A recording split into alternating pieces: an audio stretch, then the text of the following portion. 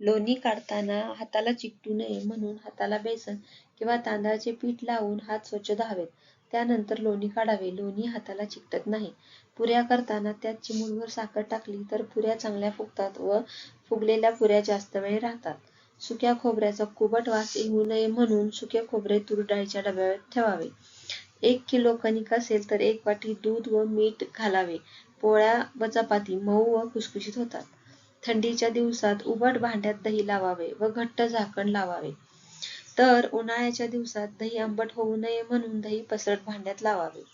दह्यातील कोशिंबिरीला गरम फोडणी दिली तर आंबट होते म्हणून फोडणी गार करून घालावी. वांगी भाजण्यापूर्वी त्याला थोडे तेल लावले व भाजलेले वांगे पातेल्याखाली झाकावे म्हणजे वांग्याची साल लगेच निघते. पाव किलो मिरची, थोडे मीठ व लिंबाचा रस एकत्र वाटले तर मिरची हिरवीगार व 8 दिवस चांगली राहते.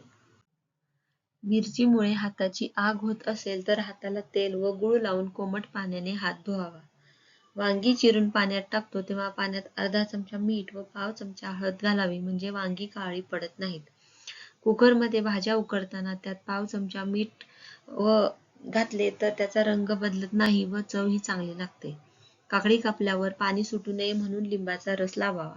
हाताला उग्र वास येत असेल तर हातावर कोथिंबीर किंवा कोथिंबीरीच्या काड्या चोळाव्यात म्हणजे वास जातो. चिरलेला कांदा मीठ चोळून स्वच्छ धुवून चाळणीवर ठेवावा म्हणजे 2-3 तास काळा पडत नाही.